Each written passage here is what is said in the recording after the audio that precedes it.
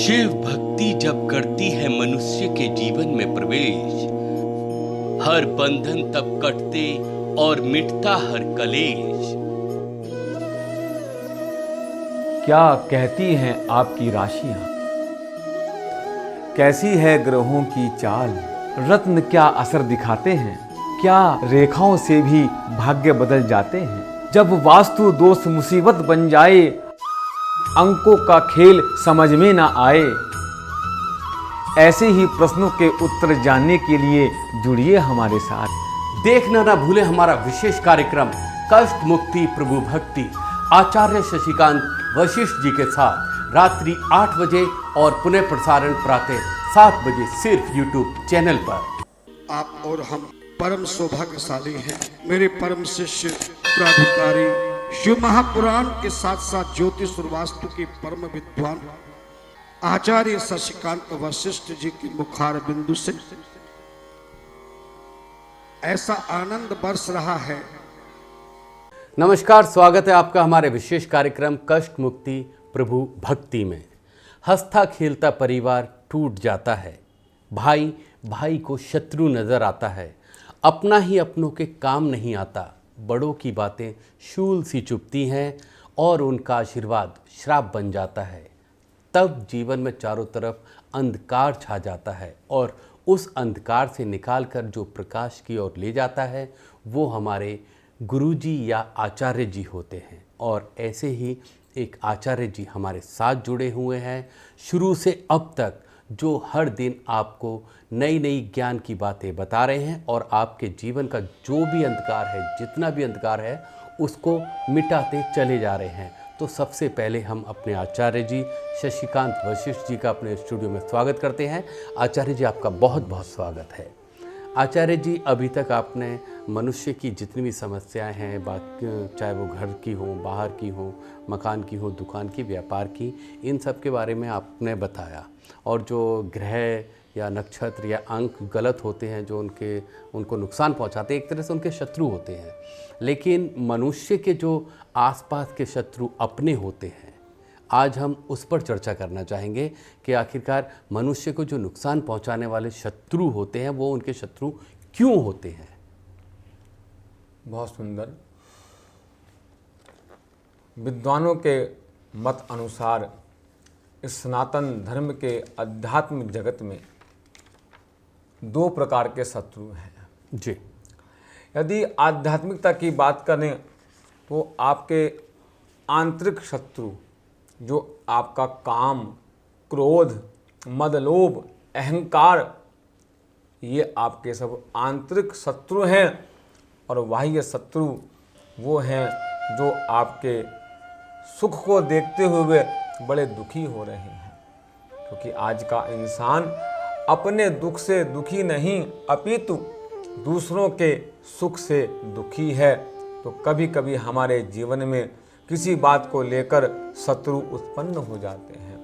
कुछ गुप्त शत्रु होते हैं, सामने तो बहुत अच्छा व्यवहार करते हैं, लेकिन उनके अंदर बड़ी गलत भावना दूसरों के प्रति होती है। तो गुप्त शत्रु और शत्रु से हम कभी कभी इतना घिर जाते हैं, इतना परेशान हो जाते हैं कि हमारा खाना पीना भी दुर्लभ हो जाता है। नाना प्रकार के हम पर मुकदमे, झूठे मुकदमे कर दिए जाते हैं। यदि आप भी इन चीज़ों से परेशान हैं, यदि आप निर्दोष हैं, आप बिल्कुल निर्दोष हैं, आपने किसी का कुछ नहीं बिगाड़ा, आपने कोई ऐसा कर्म नहीं किया, तब आपको वो उपाय जिससे आपको शत्रु बाधा से निजात मिल सके, तभी वो उपाय काम करेंगे। कभी अपने स्वार्थ के लिए, किसी को नुकसान पहुंचाने के लिए कभी भी कोई प्रयोग नहीं करना चाहिए। तो आचार्य जी, हम आपसे ये जानना चाहेंगे कि जो इल्ज़ाम लगाकर लोगों को फंसा दिया जाता है, जो व्यक्ति सच्चा है उसको झूठे इल्ज़ाम में यदि फंसा दिया गया है, तो वो जो उसके शत्रु हैं वो उसको मुकदमे में, केस में फंसाते चले जा रहे हैं। तो उससे बाहर निकलने का भी कोई ऐसा मंत्र, जप या पूजा पाठ है जिससे वो उस मुकदमे और बाकी के झंझटों से मुक्ति पा सके? हमारे मंत्र शास्त्रों में जी, यंत्र शास्त्रों में, तंत्र शास्त्रों में बहुत ही सुंदर वर्णन किया गया है लेकिन जैसा कि मैंने बताया, यदि वास्तव में आप अपनी जगह सही हैं, ये तो आप ही जानते हैं। यदि आपको कोई शत्रु अनायास ही परेशान कर रहा है, आपने उसका कुछ नहीं बिगाड़ा, तब भी आपके पीछे पड़ा है, तब आप बहुत सुंदर सुंदर उपाय हैं जो अत्यंत प्रभावशाली हैं, अचूक हैं, चमत्कारी है। इसमें से कुछ स्तोत्र हैं, जैसा कि पाशुपतास्त्र स्तोत्र, सर्वारिष्ट स्तोत्र, बगलामुखी स्तोत्र आदि ये स्तोत्र हैं। लेकिन किसी भी स्तोत्र का गुरु के सानिध्य में ही, गुरु की देख रेख में ही, सच्चे गुरु से ज्ञान प्राप्त कर ही इन साधनाओं को करना चाहिए, जिसमें से एक साधना है बगलामुखी साधना। 36 अक्षरों का मंत्र है ओम ह्रीम बगलामुखी सर्वदुष्टा नाम वाचम मुखम पदम स्तंभया जिब्बयाम कीलया बुद्धिम विनाशाया ह्रीम ओम स्वाहा। लेकिन कभी भी इन स्तोत्रों का प्रयोग, इस साधना का प्रयोग अपने स्वार्थ के लिए नहीं करना चाहिए।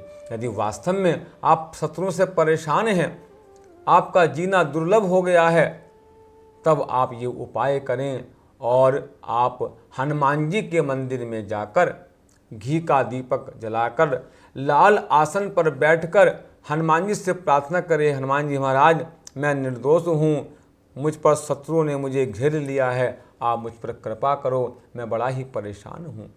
शत्रु परिवार के भी हो सकते हैं, बाहर के भी हो सकते हैं, जो भी शत्रु हैं, आप उनको शांत करने के लिए बजरंग बाण का आप पाठ कीजिए। नित्य प्रति मंगलवार से आरंभ कीजिए। नित्य प्रति आप हनुमान चालीसा पढ़ने के बाद आप बजरंग बाण का पाठ कीजिएगा।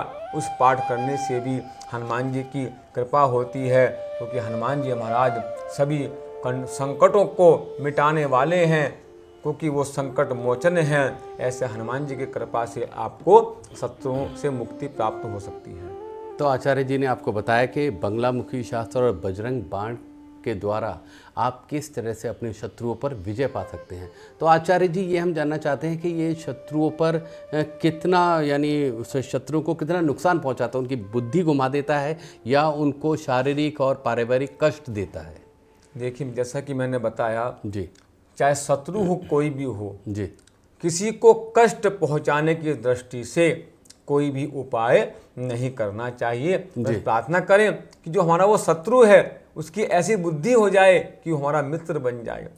सारे अपने अवगुणों को छोड़कर वो मित्रता करने लग जाए। कभी शत्रुओं का किसी का भी हमें बुरा नहीं करना है। यदि वास्तव में आप शत्रुओं से परेशान हैं तो यही प्रार्थना करें कि हमारे शत्रु शांत हो जाएं। यदि वो कुछ भी कर रहे हैं हमारे खिलाफ तो उस काम को रोक दें, उनकी बुद्धि को अच्छा करो प्रभु, वो शांत हो जाए, उनकी बुद्धि को ऐसा बना दो वो शत्रु भी मित्र बन जाए।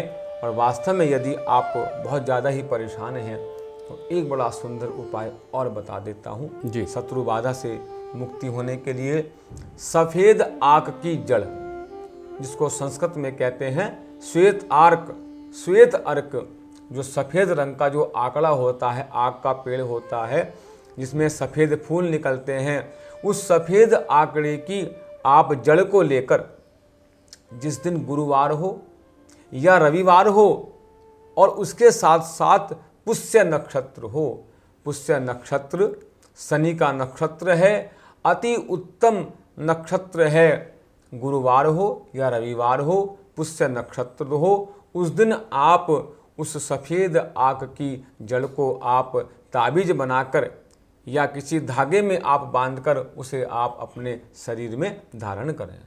तो साथियों, गुरुजी ने बताया कि सफ़ेद आंकड़े की जो जड़ होती है आप उसको गुरुवार के दिन धागे में बांधकर अपने गले में धारण कर लीजिए, तो आपका जो शत्रु है वो शांत हो जाएगा और आपका मित्र बन जाएगा। साथियों, अगर आपके भी मन में कोई जिज्ञासा है, कोई सवाल है, तो आप हमारी स्क्रीन पर जो नंबर दिखाया जा रहा है उस पर फ़ोन करके आप अपने सवालों का जवाब हमारे आचार्य जी से प्राप्त कर सकते हैं या हमें मैसेज भी कर सकते हैं। तो आचार्य जी, फिलहाल यहाँ पर वक्त तो चला एक छोटे से ब्रेक का, मिलते हैं ब्रेक के बाद।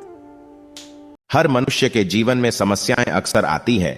उन समस्याओं के निवारण के लिए मनुष्य तंत्र मंत्र विद्या झाड़ फूंक तरह तरह की विधियों को अपनाता है। ऐसे में इंसान कभी कभी ठगी का भी शिकार हो जाता है और उसकी समस्या का निवारण भी नहीं हो पाता। क्या ऐसे मनुष्यों की समस्याओं का निवारण है कहीं? जी हां, बिल्कुल है। एक विश्वसनीय और सच्चे गुरु के पास आचार्य शशिकांत वशिष्ठ जी करेंगे आपकी हर समस्या का समाधान ज्योतिष वास्तु अनुष्ठान के माध्यम से, जिससे आपके जीवन की हर कठिनाइयां होंगी दूर। ज्योतिष वास्तु परामर्श के साथ पूजा अनुष्ठान में प्रयोग आने वाली पूजा से संबंधित सामग्री जैसे गाय के गोबर द्वारा निर्मित संभ्राणी कप, हर्बल धूप, रुद्राक्ष माला, शंख, शालिग्राम इत्यादि सामान आप ऑनलाइन घर बैठे भी हमारी वेबसाइट www.swasthvikAstroguru.org पर जाकर प्राप्त कर सकते हैं। ब्रेक के बाद स्वागत है आपका हमारे विशेष कार्यक्रम कष्ट मुक्ति प्रभु भक्ति में। आज हमारा जो टॉपिक है, विषय है, वो है शत्रु। और शत्रुओं को नाश करने के लिए आचार्य जी ने कई तरीके बताए हैं। और ऐसा ही एक सवाल शत्रु से जुड़ा हुआ हमारे पास आया है चंडीगढ़ से मोनिका जी का।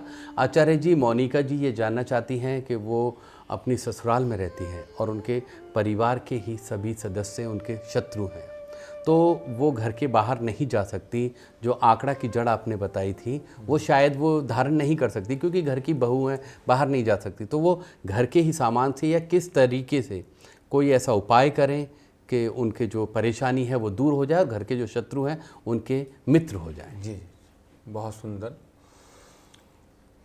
मोनिका जी, मैं आपको बताना चाहूँगा, यदि आप वास्तव में अपनी जगह सही हैं और बिना वजह के आपके परिवार के ही लोग आपके शत्रु बने हुए हैं, तो मैं आपको एक बड़ा सुंदर उपाय बता देता हूँ, जो एक रुद्राक्ष का उपाय है। रुद्राक्ष कई प्रकार होते हैं, हम आपको बताएंगे रुद्राक्ष के बारे में भी। फिलहाल मोनिका जी, मैं आपको उपाय बता देता हूँ। आप रविवार के दिन एक आप 6 मुखी रुद्राक्ष यदि आपको उपलब्ध हो जाए, अगर नहीं होता है तो आप संस्थान से भी मंगा सकते हैं, सारी यहाँ सुविधाएं हैं। 6 मुखी रुद्राक्ष, शुद्ध असली 6 मुखी रुद्राक्ष आप ले लीजिएगा। उसको गंगा जल से पंचामृत से स्नान कराकर, पुनः गंगा जल से स्नान कराकर आप उस रुद्राक्ष को लाल धागे में पिरो लें। रेशमी लाल धागा आता है, रुद्राक्ष में छिद्र होता है, धागा पिरोकर उस लाल धागे युक्त 6 मुखी रुद्राक्ष को आप सीधे हाथ की कलाई में आप बांध लीजिएगा। कार्तिक की कृपा होगी, भगवान शिव की कृपा होगी और रुद्राक्ष की एनर्जी से आपको बहुत हद तक शत्रुओं से मुक्ति मिल जाएगी। तो आचार्य जी, आपने बताया कि रुद्राक्ष पहनकर शत्रुओं से उन्हें मुक्ति मिल जाएगी। तो ये जो रुद्राक्ष होते हैं ये राशियों के अनुसार भी असर करते हैं? जैसे आपने मोनिका जी को 6 मुखी बताया है, जी जी, तो 1 मुखी भी हमने सुना है, 12 मुखी भी सुना है, 8 मुखी भी। तो ये राशियों के अनुसार से मुखी का हिसाब होता है या किस तरीके से? रुद्राक्ष साक्षात भगवान शिव की कृपा को दिलाने वाला है जी। रुद्राक्ष का अर्थ है रुद्र प्लस अक्ष, अर्थात रुद्र है भगवान भोलेनाथ।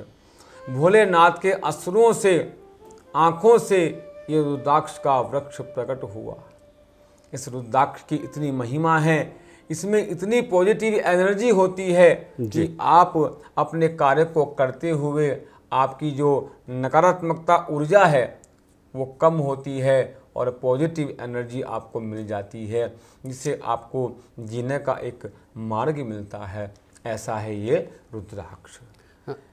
आचार्य जी, आपने ये रुद्राक्ष के बारे में बताया और जैसे कि हम अपने रोज़ाना अपने दर्शकों को बताते हैं कि आपके पास कोई भी समस्या हो तो आप हमारे स्क्रॉल पर जो नंबर चल रहा है उस पर आप मैसेज करके हमें बता सकते हैं। और जब जो टॉपिक हमारा चलता है, जो विषय चलता है, हम वो ही सवाल उसमें से निकालते हैं।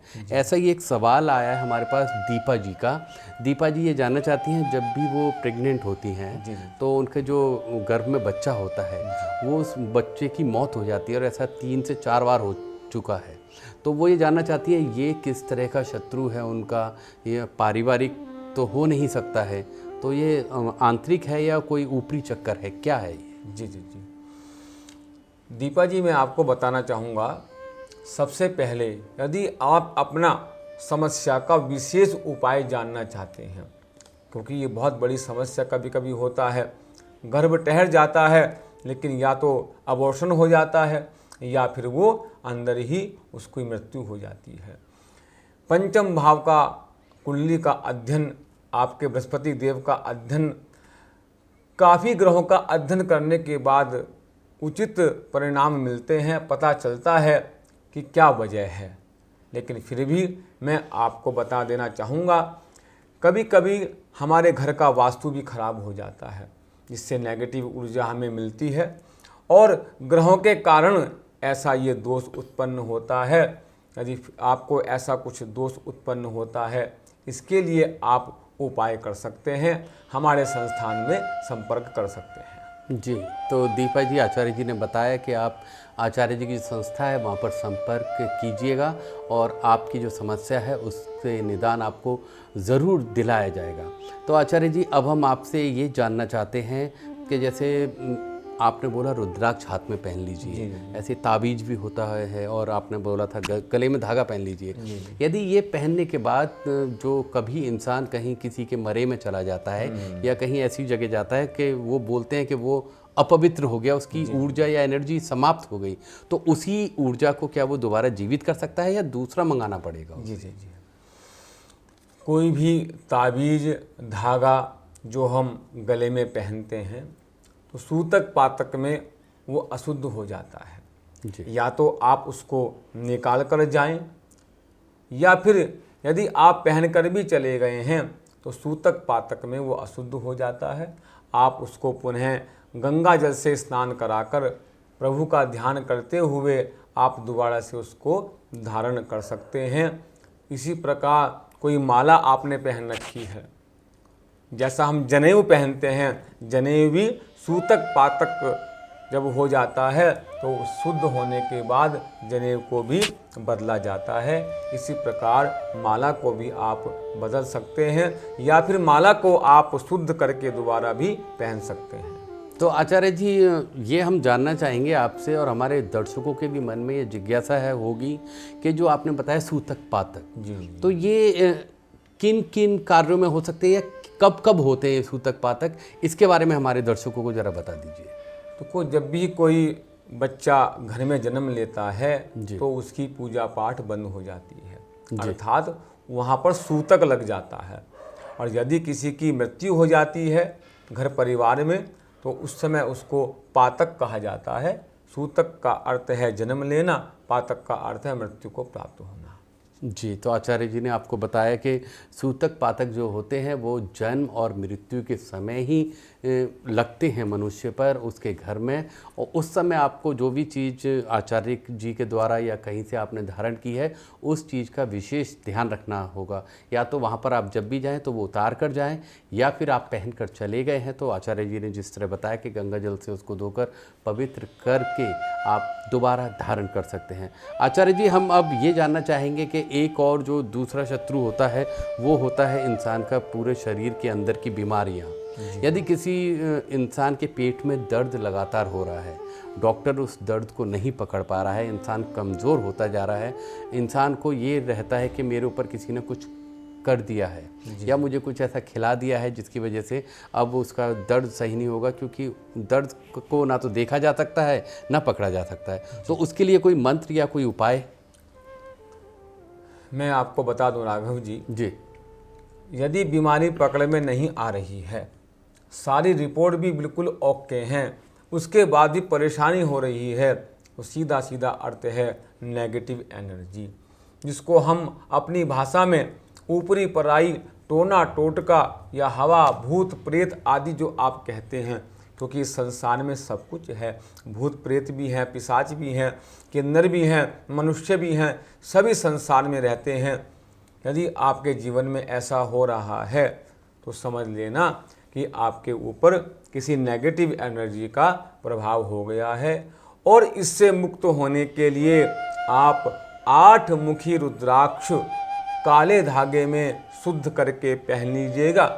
इस 8 मुखी रुद्राक्ष के प्रभाव से आपकी जो नेगेटिविटी है बहुत हद तक कम हो जाएगी और आपका वो दोष भी समाप्त हो जाएगा। तो आचार्य जी, हम आपसे इसके बारे में और भी बहुत कुछ जानना चाहते हैं, हमारे दर्शक भी जानना चाहते हैं, लेकिन समय समाप्ति की ओर हो चला है। तो जाते जाते हम आपसे बस ये एक उपाय जानना चाहेंगे कि जिन लोगों को लगता है कि उनके ऊपर भूत ब्यादा या ऊपरी चक्कर या जादू टोना टोटका हुआ है, तो वो ऐसा क्या उपाय करें कि उनको उससे छुटकारा मिल जाए। जी।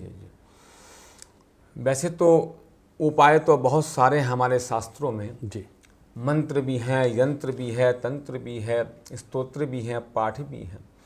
यदि आपको ऊपरी पराई आपको लगता है कि ऐसा है, तो इसके लिए आप भैरव बाबा की पूजा करें। भैरव मंदिर में जाकर आप 21 बार, यदि आप कोई मंत्र नहीं बोल सकते तो आप केवल भैरव चालीसा का पाठ करें।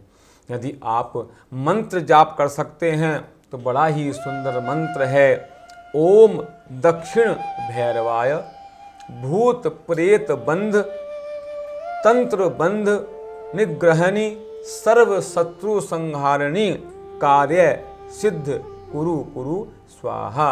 आप इस मंत्र का नित्य प्रति 21 बार जाप कर लेना। इतना करने से ही भूत प्रेत पिशाच जो भी आपको महसूस होता है नेगेटिव एनर्जी, वो समाप्त हो जाएगी। और हनुमान जी के चरणों में केवल एक ही प्रार्थना करना, भूत पिशाच निकट नहीं आवे, महावीर जब नाम सुनावे। तो आचार्य जी ने आपको बताया कि सिर्फ भैरव बाबा की पूजा करने से ही भूत पिशाच या ऊपरी जो भी चक्कर है, ब्यादाएं हैं, वो दूर हो जाएंगी और आप हनुमान जी के मंत्र का जाप भी कर सकते हैं। तो आचार्य जी, आज के लिए सिर्फ इतना ही, फिर होगी मुलाकात, तब तक के लिए नमस्कार। ओम नमः शिवाय। हर मनुष्य के जीवन में समस्याएं अक्सर आती हैं। उन समस्याओं के निवारण के लिए मनुष्य तंत्र मंत्र विद्या झाड़ फूंक तरह तरह की विधियों को अपनाता है। ऐसे में इंसान कभी कभी ठगी का भी शिकार हो जाता है और उसकी समस्या का निवारण भी नहीं हो पाता। क्या ऐसे मनुष्यों की समस्याओं का निवारण है कहीं? जी हां, बिल्कुल है। एक विश्वसनीय और सच्चे गुरु के पास आचार्य शशिकांत वशिष्ठ जी करेंगे आपकी हर समस्या का समाधान ज्योतिष वास्तु अनुष्ठान के माध्यम से, जिससे आपके जीवन की हर कठिनाइयां होंगी दूर। ज्योतिष वास्तु परामर्श के साथ पूजा अनुष्ठान में प्रयोग आने वाली पूजा से संबंधित सामग्री जैसे गाय के गोबर द्वारा निर्मित संभ्राणी कप, हर्बल धूप, रुद्राक्ष माला, शंख, शालिग्राम